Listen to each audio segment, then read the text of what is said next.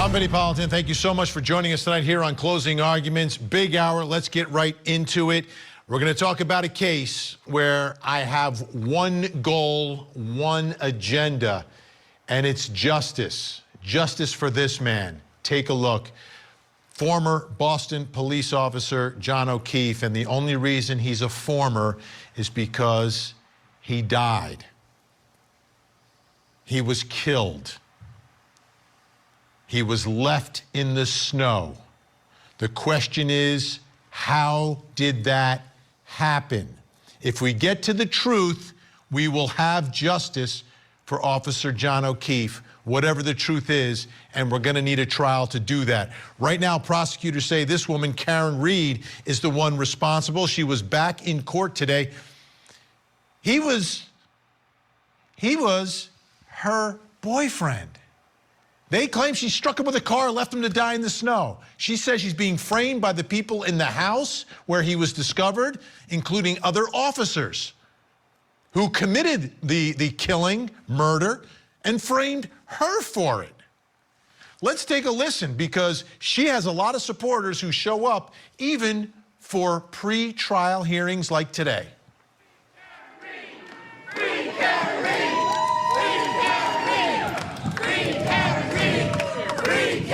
How many accused cop killers get cheers when they show up in court?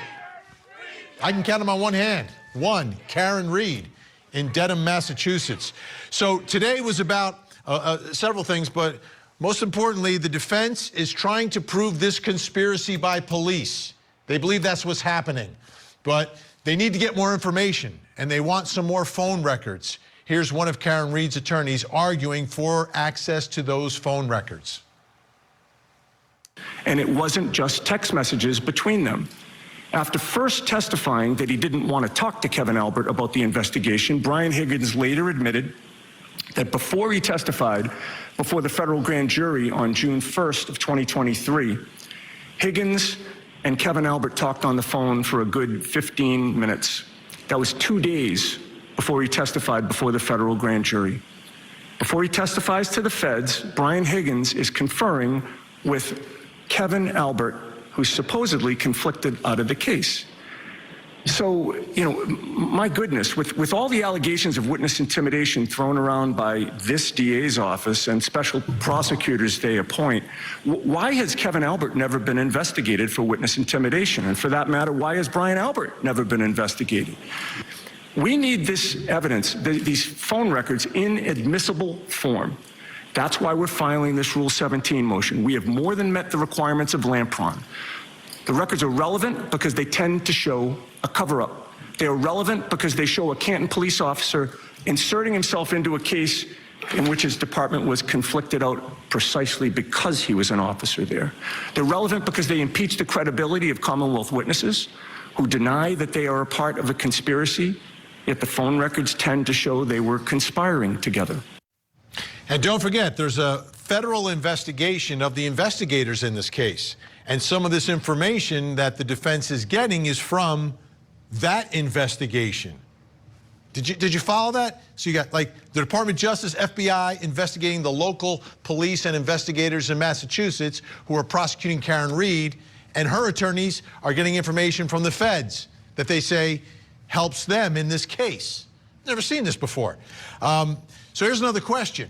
What is the evidence in this case that he got struck by a car, right? Because there's no eyewitness who saw this. No independent eyewitness who saw this. I mean, they're going to claim that Karen Read saw it, but she's not going to say that on the stand. So what's the physical evidence here? Let's take a listen to Alan Jackson, Karen Read's other attorney, talking about what he found out from the feds. Now Mr. Lally has in his possession another thing from the feds that we didn't have access to.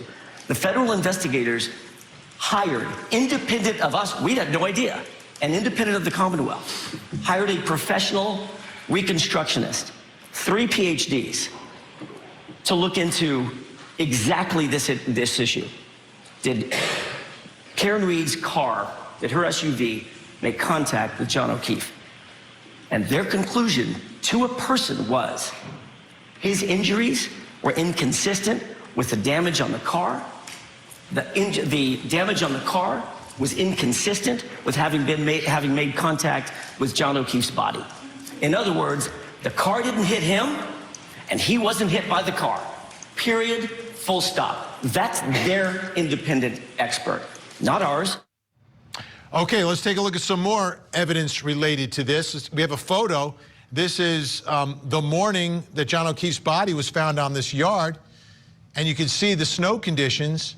Now, it snowed overnight.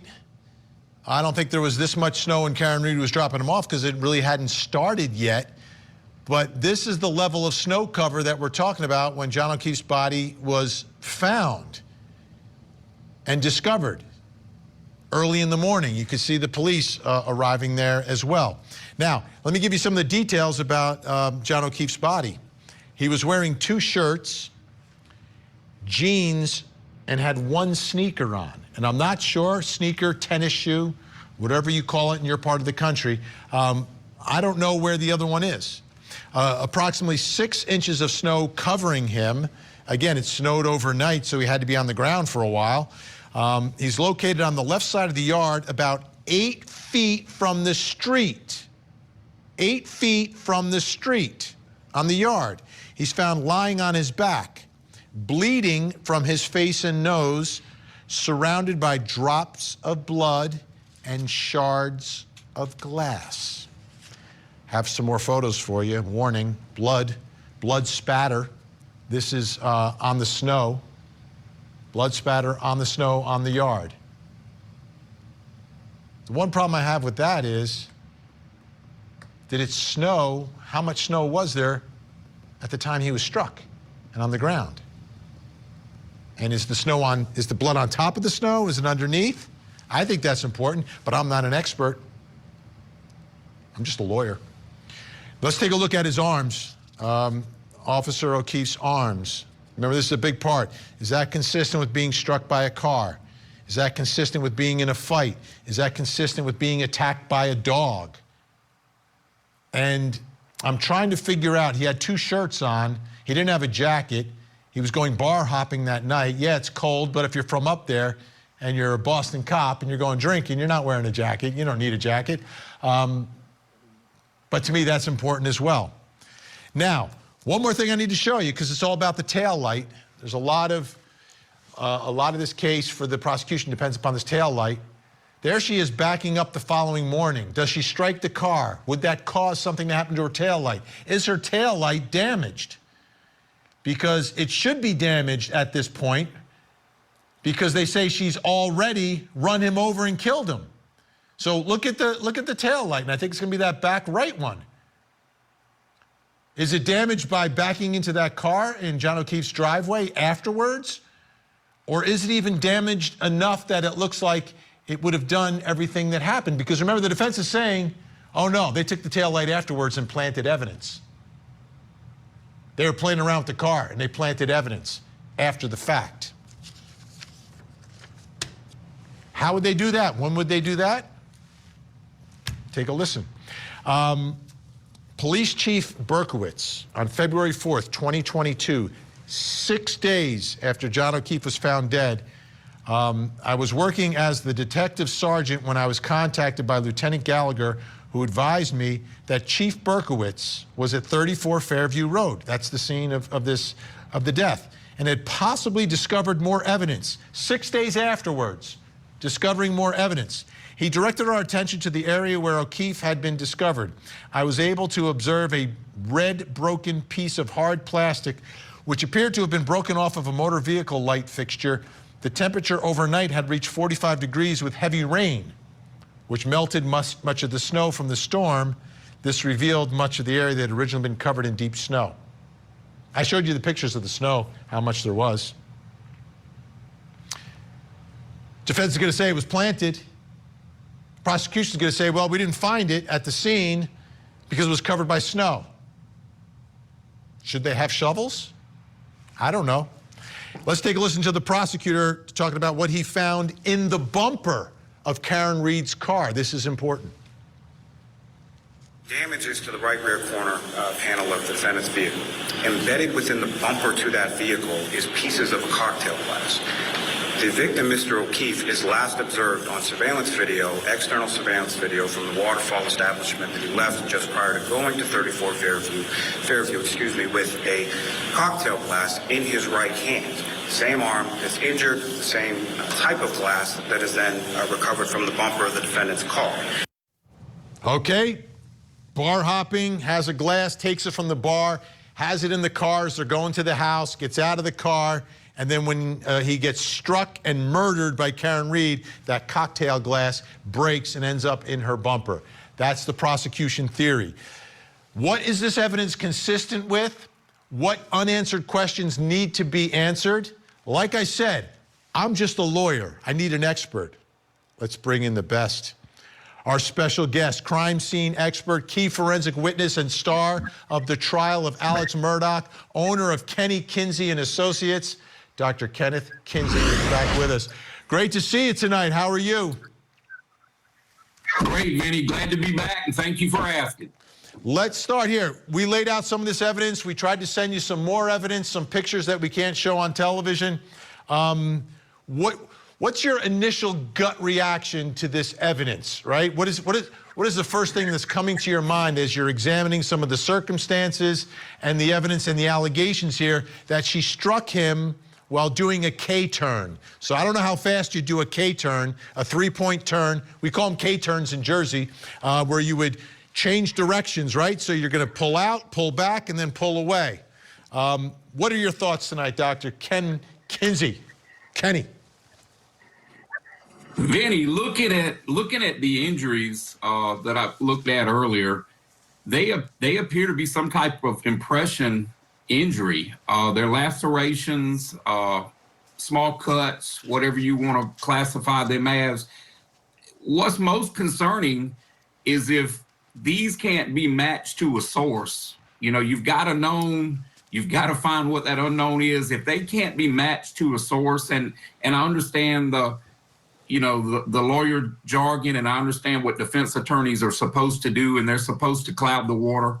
But if truly those injuries are not consistent with something in that yard, in that general vicinity of this victim, or on that vehicle, I believe they have problems with this evidence, because it should be able to be replicated, and you ought to have a source that you can attribute to those injuries. You also ought to have some corresponding injuries on the other side. You know, you mentioned earlier he was face up. So there ought to be some type of crushing injuries or something else that corresponds with this. The glass, you mentioned, was there a glass found there? Were there fragments found at the scene that could be, possibly compared with those glass fragments found in the bumper of the vehicle? I mean, it's so many ifs that we just don't know, but this physical evidence will not be very important if whoever's examining it can't find a source. Okay, how about where he's found, 8 feet from the street? Now, the snowstorm hadn't really hit when he was getting out of the car. Maybe it had just started, it was cold, but the storm was coming, right? Then while he's laying on the ground, all the snow falls on top of him. How about the fact that he's 8 feet from the street? Does that have any significance to you? And what other type of evidence would you expect to find if he's struck by a car and ends up 8 feet from the street on the yard? Well, Vinny, 8 feet, that's 2 times the width of a sidewalk. That doesn't necessarily bother me at all. It just depends on the driver. You know, there's a lot of factors. Was there any intoxication involved? Yes. Was he struck no doubt and thrown? No doubt. There was he had been drinking. She had been drinking. There's no doubt there. There's video of them inside the bar, so we know that for a fact. Yeah, and I mean, was he thrown there? It's so hard to tell without the variables, but one thing's for sure, snow doesn't put injuries on you and impressions on you. And so either on top of the snow or under the snow, they should find something that corresponds, something that caused these impressions on this victim's arm. And if they didn't find that, this evidence is, only helpful to the defense, in my opinion. Are you concerned that an alleged piece of that tail light is found 6 days later by the Canton police chief, who happens to be, for whatever reason, going by? Because he's not the investigating agency. Canton police are out of it because of the conflicts. Are you bothered by them not finding it on the day that they found his body? It's definitely concerning, Vinny, but I've mentioned many times, I've never worked a perfect crime scene, and, very few people can ever claim they have. My problem with that theory is that how would they have known that the defendant backed her car? She definitely made contact with that other vehicle in that video.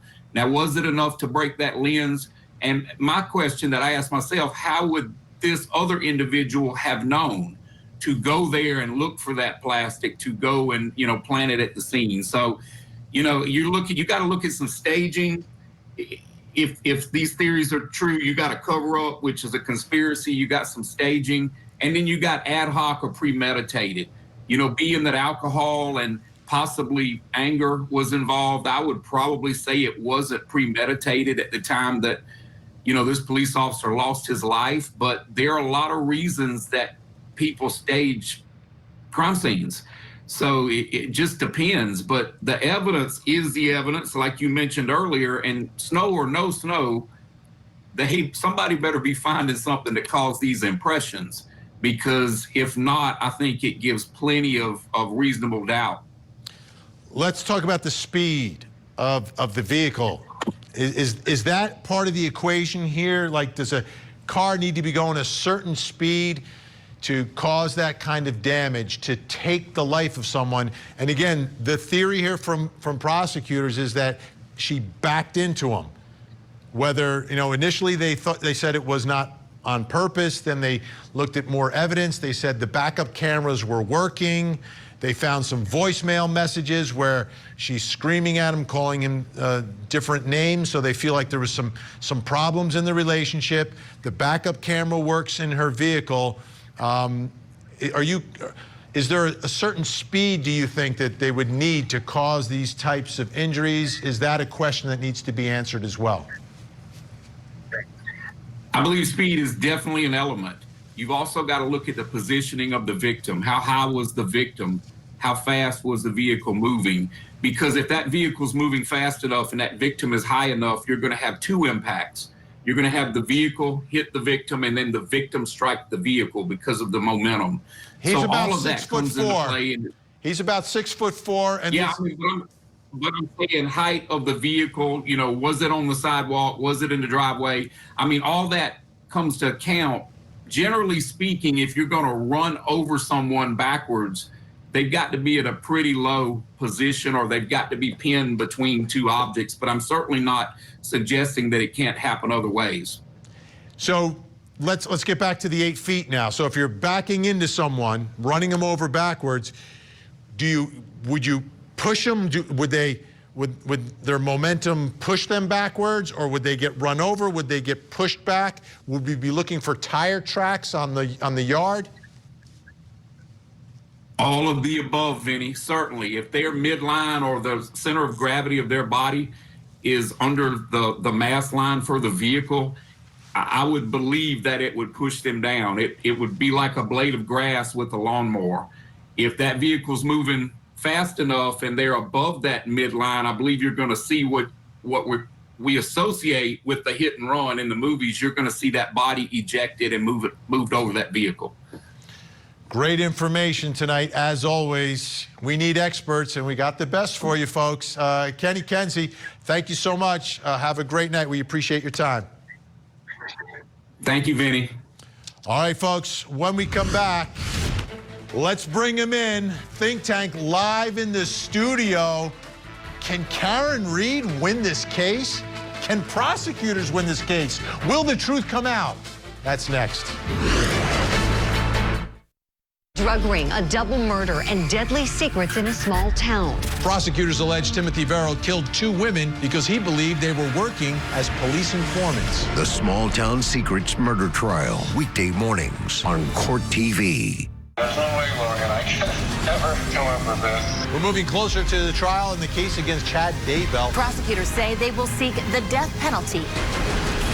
It's the doomsday prophet, Chad Daybell, on trial.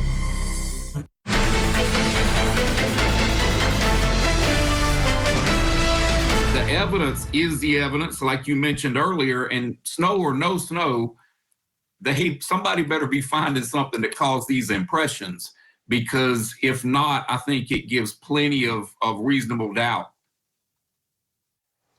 Dr. Kenny Kinsey, you recognize him from the Alec Murdaugh trial, evaluating the Karen Reed officer John O'Keefe case. John O'Keefe was found dead in the yard. Was he run over or was he beaten to death and then left out in the snow? Those are the 2 things the jury's going to be thinking about. What does our think tank think? Let's bring him in. Joining us tonight live in studio, criminal defense attorney, entertainment attorney, former assistant DA in Atlanta, Daryl Cohen.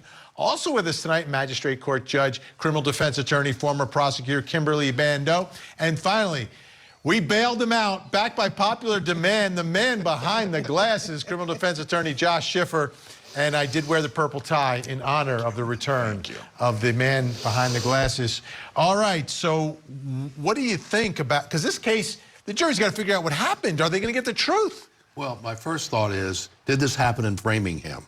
Secondly, is it possible... Framingham. Is it possible... Oh, that took a minute to land.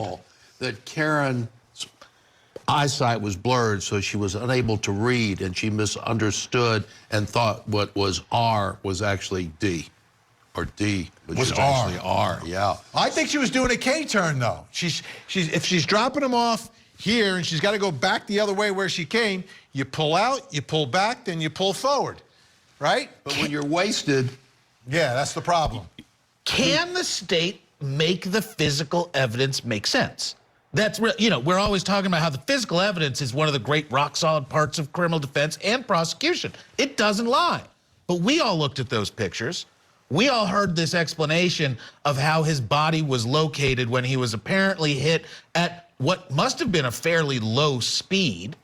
We're not talking about 50 miles an hour. We're talking about... I don't think it can be 50 miles an hour backing up. We're looking at arm injuries with scratches. We're not looking at tire tracks. I've worked lots of run-over injured people cases. You get hit by a vehicle, there's serious physical damages. You've got a lack of physical damages to the vehicle. You've got a cracked light.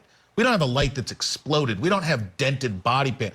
No, we have some really minimal damage on a vehicle. Anybody who's hit a deer or knows someone that's hit a deer knows that bodies and cars don't mix. It's huge damage. Then we get to the snow, blood on top of 6 inches of snow. Physical doesn't add up. Kimberly? I'm still on a drunken state, possible backing up because of the short glass. I'm not ready to leave that theory alone yet. I'm still there. Here's the thing, though. From the prosecution perspective in this case, what they do have are these fragments on Officer O'Keefe.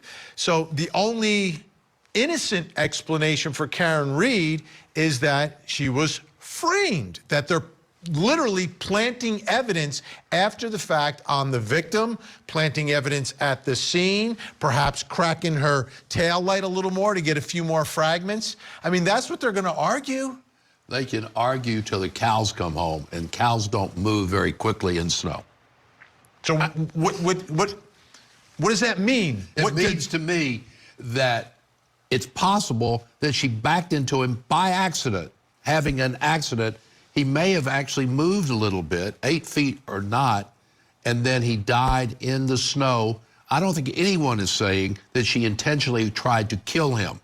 That's what the prosecutor's saying. That's what the state's saying. That's exactly what they're saying. It's not what the evidence is. Okay, it's not what the evidence is, but it's exactly what the DA is saying. But if she was trying to kill him, she would have gone a lot more quickly than she did. She may have slammed on the gas, hit him, and then moved forward. I don't think anyone in his or her right mind would say that she was actually trying to kill him. Hit him maybe, teach him a Except the lesson. district attorney and all the investigators. I said But in she their right went back mind. to the scene. What murderer goes back to the scene and say, oh, this is where I committed my murder. Here's the body. And remember, she's drunk as a skunk, according to everything we've read. We're not talking about someone acting necessarily and that's logically. consistent with what Daryl saying. If you are drunk and you may not even realize what you had done, even with a backup camera. Absolutely. And really what the problem comes in, we've seen this with a lot of trials recently, it's not that there wasn't an investigation. It's not that law enforcement didn't make some good conclusions that make sense. Sufficiency of the investigation. This is a sloppy investigation. Before we get into the random nearby cop with an axe to grind showing up 6 days later and finding the evidence. Yeah, come on. This is Massachusetts. If there's a community outside of New Jersey that knows local corruption, it's Massachusetts. I don't see that. I just see as a chief of police, wasn't happy with the investigation, went by there, it had rained, and all of a sudden that which was hidden in the snow was visible. And that's consistent after with the what rain. he says, which is sloppy investigation. No, not at all. Not sloppy. It was wet investigation, but not sloppy. Shouldn't you be digging through the snow to see what happened, looking for tire tracks, Is looking there for now the evidence? a here? snow exclusion for? I'm sorry, we really would have gotten all that DNA, but the weather was terrible that But day. it wasn't a sloppy. That doesn't make it a sloppy investigation. It means that they weren't able to find what they were looking for, and he was concerned. So he went by let me there. ask you this, and I don't know what the situation was. I don't know if the crime scene tape was still up or not, but it should have been if you're waiting for the snow to melt. Sure. Yeah. But It's not hard to figure out how snow works. Even I know that. yeah. Should they have melted the snow themselves to uncover what was beneath? And what snow do you melt? Just where it is? Do you take it 3-foot radius? Do you do 8 feet? This is a dead cop in Massachusetts. This is a Do you police think murder they case. stopped? Yeah. Come on, It was you're pretty surprised they obvious to just. them what happened, and so they. So you think they thought it was obvious? She's alleged to have said, I hit him, I hit him, I hit him. So you take that, you take the evidence, you got some shards of glass here, you've got the injuries, and you think it's a pretty simple case until it's not. Because it's not simple anymore. Kimberly, have you ever seen this? You ever seen an accused cop killer walk into a courtroom to cheers and love? I see the exact opposite. I see a room full of cops staring down the defendant. I've never seen supporters of an alleged cop killer. It's a different case. This is a different case, folks.